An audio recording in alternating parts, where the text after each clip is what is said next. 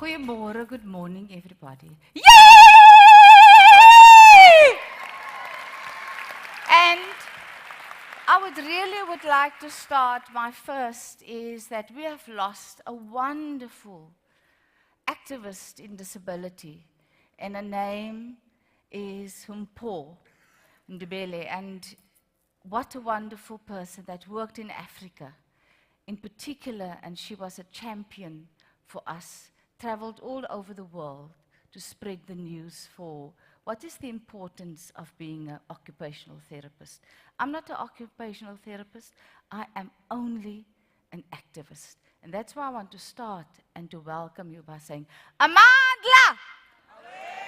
There's it, comrades, because occupational therapy means you must be an activist. In Africa in particular, is to look at the glue. You can't see occupational therapy as part of, and if I do this is actually my connection with the, at the back IT, and I've got 5 minutes. I can't speak about my life story and the importance of occupational therapists in 5 minutes. Okay, that you must do in all for 4 days. You're going to discuss this, and to the world where I have a wonderful country, but so important is to understand is that with accessibility currently, we're still just thinking a little bit of ramps. We now need to look at how do we move forward. And most important is that it's not just about ramps. You know, I can climb this with assistance. It's about attitudes. And today I'm going to talk to you just slowly and very quickly. To the organizers, I said they must tell me when it's 1 minute, 3 minutes, whatsoever. But what is most important for us is to look at in general also is that where do we fit in? How do we see ourselves as occupational therapists? You can't just see yourself as just researchers. It needs to be emancipatory researchers. I've put a book together to look at me. 3 of these women, they died. And I'm not selling the book at all because it's sold out, but please don't Google it because I'm naked, totally, fully naked in that book. And you know why I did the book in particular? Is to say, look at us and don't look away. Because that is your role as occupational therapist, is for society not to look away from persons with disability. Your main role is to look at how do you bring the interprofessionalities together. You're the glue to what we call in all the models that is there. It's extremely important. When you come from Africa, I'm a proud African woman. I'm a proud South African, but I'm from this continent. But the challenges that we have is huge. So you're from the UK. Where is the UK? Okay? There's Sweden, there's all over. It was so happy for me to see everybody is here. Is to look at what is working in your country. We have enough policies in the world. It's about now implementation. Okay? On your right-hand side, you will see now that it's looking at action-driven emancipation research in an inclusive society. Okay? You can do that later in your, and that is what I've developed. I've developed a model specifically for Africa's per se, is that what is the relevancy that we're looking at? What is the relevancy of your profession? You must ask that every single day. The next slide, please. When we look at the puzzle here, it should be action-driven. It should be, it's about resilience that you're talking about. You're talking about agency, self-agency, emancipation, about taking charge and self-acceptance. My good grief, a doctor, what is in their curricula is to heal. Now I come. No? I had polio when I was 3 months old. I'm a proud 51-year-old woman.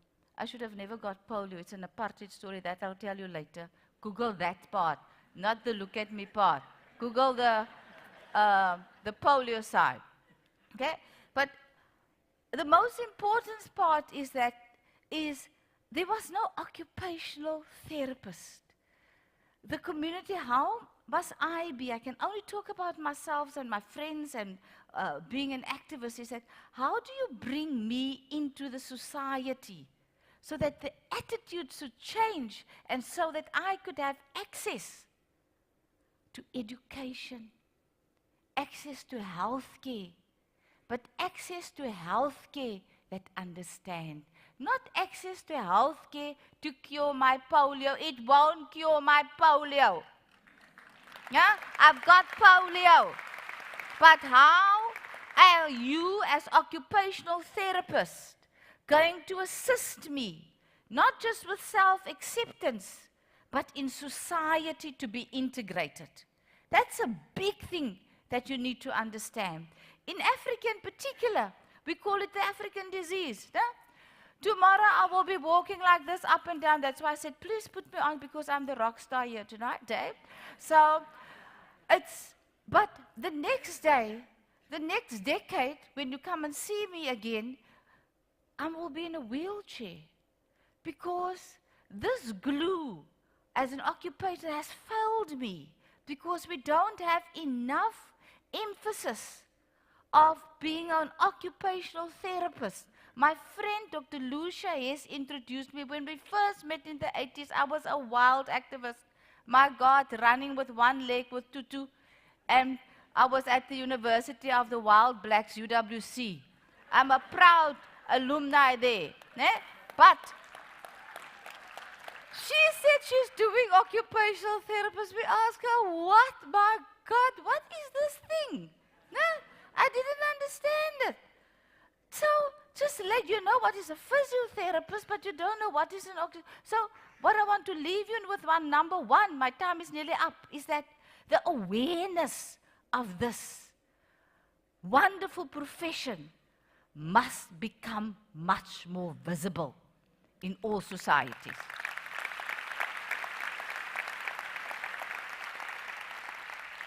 Don't think if you're from Europe or from all over, you don't have a responsibility. You have a responsibility in Africa to assist us, to look at the resources. We talk about equality and equity. We can never be equal if we don't have resources. And my main drive is about equality versus equity. Those can't be without each other. So if you in this conference think you're only going to talk about occupational therapists, how can they, los gaat huis toe, just go home. Just go home and have a lekker party here in Cape Town. Then you can dance from this part to that part. So all that I want to say to you is that it's extremely important to understand, in particular, where we, as I can only talk as an African. So in the African positions is that we have a unique context. Inequality, equity of people with disabilities, challenges that we face in the rural areas, it is vast. Am I right, colleagues? Am I talking here the right? Poverty, transport difficulties. All that I want to say to you, you can flip to the last slide because there you see my beautiful son. I had a beautiful son. He was my life, Adam. He died, he was 16 years old, 8 months ago. He was cerebral palsy. And I talk from a very privileged point of view because Adam had access to the integrated approach of being cared for. Occupational therapist, with a physiotherapist, with all the medical care, but an integration. So he had quality of life. So I use my position and blessed position that I have and had with Adam to say that every child, every human being should have access to what I had. And I could only have it because I had a job. But if you are in the rural areas, I want to end off. If you are in the rural areas and you're poor and you live on a SASSA grant and you have no transport, it's a nightmare. And that is why I want you to discuss in your groups that we can't be only occupational therapists without community workers.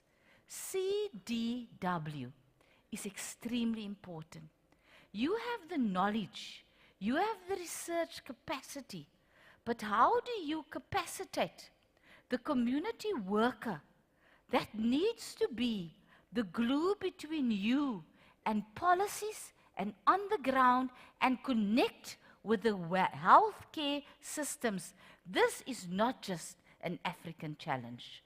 This is a global challenge. I thank you.